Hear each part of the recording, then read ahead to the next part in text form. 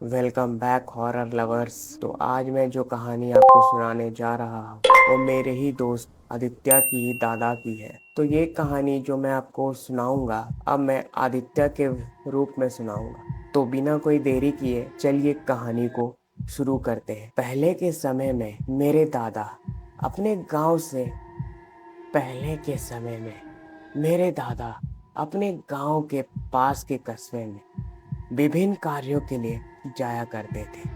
वह सुबह जल्दी निकलते और रात तक वापस लौटते। गांव से कस्बे की दूरी लगभग 15 किलोमीटर थी और उस समय ग्रामीण इलाकों में ज्यादा बिजली नहीं हुआ करती थी। खेतों और सुनसान रास्तों से होते हुए गांव लौटना अंधेरे होने के बाद बहुत कठिन हो जाता था। अगर दोस्तों आपको कस्बे का मतलब नहीं पता तो मैं बता दूं कि हम लोग टाउन को कस्बा कहते हैं। मेरे दादा एक संपन्न व्यक्ति थे और उन्होंने कई ग्रामीणों की मदद की थी। उन्हीं में से एक थे शंकर, जो एक किसान थे और मेरे दादा के बहुत बड़े ऋणी थे। दादा ने उनकी एक लौते बेटी की शादी के लिए एक बड़ी रकम उधार दी थी और वह भी उनकी बहुत कठिन घड़ी में। इसी कारण शंकर उन्हें दिल से आदर करते और सम्मान देते थे। एक दिन दादा कस्बे से लौटने में बहुत देर कर बैठे। अंधेरा घना हो चुका था और चारों तरफ सन्नाटा पसरा हुआ था। जंगली झिंगुरों और दूर कहीं उल्लू की आवाजों के सिवा कुछ सुनाई नहीं दे रहा था। कच्ची सड़क पर चलते हुए अचानक उन्हें एहसास हुआ कि वे रास्ता भटक गए हैं। बरसात का मौसम था और रास्ते में पानी से भरे गड्ढे थे। कहीं कीचड़ में पैर धंस जाता तो कहीं पांव फिसल जाते। दादा को चिंता होने लगी। चारों ओर केवल अंधेरा था और पेड़ों की टेढ़ी मेढ़ी शाखाएं किसी काली परछाई की तरह दिख रही थी। अचानक हल्की हवा चली और ऐसा लगा जैसे कोई उनके कानों के पास धीरे से फुसफुसाया है। दादा ठिठक गए। उन्होंने पीछे मुड़कर देखने की कोशिश की, लेकिन उसी वक्त किसी ने उन्हें आवाज दी। वह शंकर थे, जो हाथ में एक दीपक लिए खड़े थे। उनकी आंखें गहरी और भावशून्य लग रही थी, लेकिन उनका चेहरा शांत था। उन्होंने तुरंत दादा से कहा, जल्दी चलिए, रास्ता ठीक नहीं है, पीछे मत देखना। दादा ने बिना सोचे समझे चलना शुरू कर दिया। रास्ते में दोनों ने बातें की। दादा ने पूछा कि उनकी बेटी कैसी है, उनकी फसल कैसी चल रही है और गांव की बातें होती रही। लेकिन एक अजीब बात थी, शंकर की आवाज बहुत धीमी थी, जैसे दूर किसी गहरी गुफा से आ रही हो। कभी कभी जब हवा तेज चलती तो ऐसा लगता कि शंकर की आवाज दो जगहों से आ रही हो, एक उनके पीछे से और एक उनके ठीक सामने से। दादा का शरीर ठंडा पड़ने लगा, लेकिन उन्होंने खुद को संभालने की कोशिश की। जब वे गांव के नजदीक पहुंचे तो शंकर अचानक रुक गए। मैं अब और आगे नहीं जा सकता, मुझे कहीं और जाना है, यह कहकर वे अंधेरे में गायब हो गए। दादा ने गांव में कदम रखा और देखा कि कुछ लोग एक जगह इकट्ठे होकर बातचीत कर रहे थे। जब उन्होंने सुना कि वे किसी बारे में बात कर रहे हैं तो उनके पैरों तले जमीन खिसक गई। शंकर का उसी दिन दोपहर में निधन हो गया था। दादा के पूरे शरीर में झुरझुरी दौड़ गई।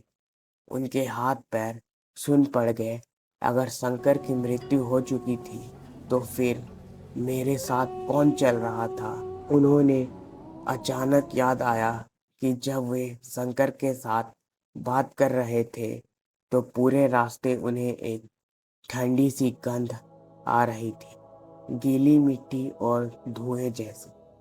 और जब शंकर ने उन्हें रास्ता दिखाया तो उनकी परछाई कहीं भी नहीं पड़ रही थी। दादा घबरा गए और घर की ओर भागे। उस रात वह सो न सके। उनके कानों में बार बार वही धीमी आवाज गूंजती रही, पीछे मत देखना, पीछे मत देखना। क्या शंकर की आत्मा अपने ऋण को चुकाने आई थी या कोई और शक्ति थी जो दादा को सही सलामत गांव पहुंचाने आई थी? कोई नहीं जानता। उस रात दादा चाह कर भी सो नहीं सके। हर बार जब वे आंखें बंद करते उन्हें महसूस होता कि कोई उनके कान के पास खड़ा होकर फुसफुसा रहा है, पीछे मत देखना। कमरे के कोने में जलता हुआ दिया अभी अजीब तरह से टिमटिमा रहा था, जैसे कोई हवा का हल्का झोंका उसे हिला रहा हो। जबकि खिड़कियां और दरवाजे सब बंद थे। दीवार पर उनकी परछाई हिल रही थी, लेकिन एक और परछाई भी थी, वह परछाई जो हिल नहीं रही थी। दादा का दिल जोर जोर से धड़कने लगा। उन्होंने जल्दी से करवट बदली और अपनी आंखें कसकर बंद कर ली, लेकिन वह अजीब सी ठंडी गंध जो रास्ते में आई थी अब उनके कमरे में फैलने लगी थी। गीली मिट्टी और धुएं की गंध। उन्हें महसूस हुआ कि कोई उनके बिस्तर के पास खड़ा है। धीरे धीरे उनके कान के पास किसी ने धीरे से कहा, मैंने कहा था पीछे मत देखना। दादा के पूरे शरीर में ठंडी लहर दौड़ गई। उनका गला सूखने लगा। उन्होंने पूरी ताकत से अपनी आंखें बंद रखी, लेकिन दिल के अंदर एक भयंकर डर सिर उठाने लगा। अचानक खिड़की के बाहर से किसी के रोने की आवाज आई। यह कोई और नहीं बल्कि शंकर की बेटी थी। दादा ने हिम्मत जुटाकर बिस्तर से उठने की कोशिश की, लेकिन ऐसा लगा जैसे कोई उन्हें दबाए हुए था। शरीर एकदम भारी हो गया था। बाहर शंकर की बेटी जोर जोर से रो रही थी। बाबा, आपने मुझसे वादा किया था कि आप मेरी शादी के बाद भी मेरे साथ रहेंगे। बाबा, आप कहाँ चले गए? दादा ने जैसे ही यह सुना, उनके शरीर का भार हल्का हो गया। उन्होंने घबराकर दिया जलाने की कोशिश की, लेकिन बाती बुझ चुकी थी। पूरा कमरा अंधेरे में डूबा हुआ था। अचानक बाहर से किसी ने दरवाजा खटखटाया। कौन है? दादा ने कांपती आवाज में पूछा। कोई जवाब नहीं आया।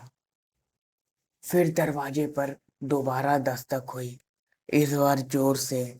दादा ने डरते डरते किसी तरह दरवाजा खोला। बाहर कोई नहीं था, लेकिन दरवाजे के ठीक सामने जमीन पर गीली मिट्टी के निशान थे, नंगे पैरों के निशान जो गांव के बाहर के रास्ते की ओर जा रहे थे। और उन निशानों के पास एक पुराना बुझा हुआ दीपक पड़ा था, वही दीपक जो शंकर ने उस रात हाथ में पकड़ा हुआ था। दादा कांप गए। क्या शंकर सच में अपनी बेटी के लिए वापस आए थे, या फिर कोई और शक्ति थी जो अभी भी इस दुनिया में भटक रही थी? उस रात के बाद दादा की तबीयत बिगड़ने लगी। वह अक्सर अकेले में बड़बड़ाने लगते और कई बार नींद से घबराकर जाग जाते। लेकिन जो सबसे अजीब बात थी वह दीपक जो उन्होंने उस रात अपने दरवाजे के बाहर पड़ा पाया था। दादा ने उसे अपने घर के कोने में रख दिया था, लेकिन कुछ अजीब हो रहा था। रात होते ही दीपक से हल्की रोशनी फूटने लगती थी। पहले तो दादा को लगा कि उनकी आंखों का धोखा है, लेकिन जब गांव के कुछ और लोगों ने भी यह देखा तो डर फैलने लगा। कई बार जब कोई पास जाता तो दीपक बुझा हुआ मिलता, लेकिन जैसे ही लोग दूर हटते उसमें हल्की रोशनी झिलमिलाने लगती। गांव के बुजुर्गों ने इसे अशुभ संकेत माना और कहा कि इस दीपक को नदी में प्रवाहित कर देना चाहिए। लेकिन जब दादा ने यह सुना तो उन्होंने तुरंत मना कर दिया। यह दीपक शंकर का है, यह मेरे लिए आया था और अब यह यहीं रहेगा। पर इस फैसले के बाद घटनाएं और भी अजीब होने लगी। जब दादा को अक्सर रात में घर के आंगन से किसी के चलने की आवाज सुनाई देने लगी, जैसे कोई नंगे पैर धीरे धीरे घूम रहा हो। कई बार तो उन्हें लगा कि कोई घर के अंदर आ गया है, लेकिन जब उन्होंने टहलकर देखा तो कोई नहीं था। फिर एक रात कुछ ऐसा हुआ जिसने पूरे गांव को हिलाकर रख दिया। दादा की बेटी, जो घर के दूसरे कमरे में सो रही थी, आधी रात को चीखती हुई जाग गई। जब परिवार वाले दौड़कर उसके पास पहुंचे तो उसने कांपते हुए बताया, कोई मेरे कमरे में था। एक परछाई खिड़की के पास खड़ी थी और मुझे देख रही थी। सभी के रोंगटे खड़े हो गए जब उन्होंने खिड़की के बाहर जाकर देखा तो वहां गीली मिट्टी के ताजा पैरों के निशान थे, वैसे ही जैसे उस रात दरवाजे पर मिले थे। लेकिन सबसे डरावनी बात यह थी कि दीपक, जिसे घर के कोने में रखा गया था, अब वो वहां नहीं था। वह अब फुआ के कमरे के दरवाजे पर रखा था और इसमें हल्की लौ जल रही थी। अब मामला गंभीर हो गया था। गांव के लोग बहुत डर गए और उन्होंने एक तांत्रिक को बुलाने का फैसला किया। तांत्रिक जैसे ही घर में आया, उसने दीपक को देखा और एक पल के लिए सुन रह गया। उसने धीमी आवाज में कहा, यह कोई साधारण दीपक नहीं है। यह किसी आत्मा की आखिरी निशानी है, जो किसी अधूरे काम के कारण इस दुनिया में भटक रही है। दादा ने डरते हुए पूछा, क्या यह शंकर की आत्मा है? तांत्रिक ने गहरी सांस ली और जवाब दिया, शायद हाँ, लेकिन यह भी हो सकता है कि इस दीपक में कोई और शक्ति आ गई हो। गांव के लोगों के चेहरे सफेद पड़ गए। तांत्रिक ने तुरंत कुछ मंत्रों का जाप किया और कहा कि इस दीपक को किसी पवित्र स्थान पर ले जाकर सही रीति रिवाज से छोड़ना होगा, वरना यह आत्मा कभी मुक्त नहीं होगी। अगली सुबह गांव के कुछ लोग और तांत्रिक उस दीपक को पास के मंदिर में ले गए। वहां उन्होंने पूरे विधि विधान से पूजा की और दीपक को गंगा में प्रवाहित कर दिया। जैसे ही दीपक पानी में डूबा, अचानक हवा तेज हो गई। ऐसा लगा जैसे किसी ने गहरी सांस छोड़ दी हो। सबने राहत की सांस ली और सोचा कि सब ठीक हो गया है। लेकिन उसी रात जब दादा अपने कमरे में सो रहे थे, उन्हें फिर वही ठंडी गंध महसूस हुई, गीली मिट्टी और धुएं की गंध। और फिर किसी ने उनके कान के पास धीरे से कहा, मैंने कहा था पीछे मत देखना। दादा की आंखें खुली। उनका पूरा शरीर पसीने से भीगा हुआ था। कमरे के कोने में कुछ था, कुछ जो धीरे धीरे दीपक की हल्की रोशनी में चमक रहा था। दादा का दिल जोर जोर से धड़क रहा था। वह हिम्मत करके धीरे धीरे कमरे के कोने की ओर देखने लगे। वहां कुछ था। हल्की रोशनी में एक परछाई हिलती हुई दिखी। पहले वह अस्पष्ट थी, लेकिन धीरे धीरे उसने आकार लेना शुरू कर दिया। वह शंकर था, लेकिन यह वही शंकर नहीं था जिसे दादा जानते थे। उसकी आंखें खाली थी, चेहरा भावहीन और शरीर अजीब तरीके से कांप रहा था, जैसे हवा में लटक रहा हो। उसकी गर्दन अजीब तरीके से झुकी हुई थी और उसके होठों से सिर्फ एक ही शब्द निकल रहा था, रेन, रेन। दादा का शरीर सुन्न हो गया। उनके होठों से आवाज तक नहीं निकली। शंकर धीरे धीरे उनकी ओर बढ़ने लगा। उसका शरीर हवा में खुल रहा था लेकिन उसकी आवाज और साफ हो गई। ऋण चुकाना होगा। अचानक दादा का वो रात याद आई जब शंकर ने उन्हें गांव तक पहुंचाया था।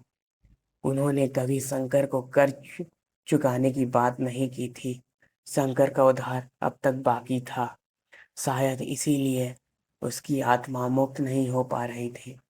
दादा कांपते हुए बोले, शंकर, तेरा उधार पूरा हो गया। तेरी बेटी की देखभाल करूंगा, बस मुझे छोड़ दे। लेकिन शंकर रुका नहीं। उसकी परछाई अब और गहरी हो गई थी। कमरे में तापमान अचानक गिर गया और दादा को महसूस हुआ कि उसका शरीर हिल भी नहीं रहा। अगली सुबह जब परिवार के लोग दादा के कमरे में पहुंचे तो उन्होंने जमीन पर गिरा हुआ पाया। उनका चेहरा सफेद था और उनकी आंखें एकटक कोने की ओर देख रही थी, लेकिन वह कुछ भी नहीं था। सिर्फ जमीन पर गीली मिट्टी के कुछ निशान थे। जब दादा को होश आया तो उन्होंने गांव के मुखिया को बुलाया और उसी दिन शंकर की बेटी और उसके परिवार को बुलाकर उन्हें कह दिया कि मैं शंकर का उधार माफ करता हूँ और कुछ धन भी दिया जिससे वे एक नई जीवन शुरू कर सके। उस रात दादा को फिर वही आवाज सुनाई दी, लेकिन इस बार वह डरावनी नहीं, यह हल्की थी, जैसे कोई बहुत दूर से कह रहा हो, आपका धन्यवाद, अब मैं जा सकता हूँ। और फिर हवा में एक आखिरी बार वही ठंडी गंध आई, गीली मिट्टी और धुएं की। और दीपक जो अब तक बुझ चुका था अचानक जल उठा और फिर खुद ब खुद बुझ गया। उसके बाद गांव में फिर कभी किसी ने नंगे पैरों के निशान नहीं देखे। शंकर की आत्मा मुक्त हो चुकी थी। तो दोस्तों, ये थी आज की कहानी। आई होप आपको पसंद आई हो, और अगर आपको पसंद आई हो तो चैनल को लाइक और सब्सक्राइब करना ना भूलें। थैंक यू मेरे दोस्तों।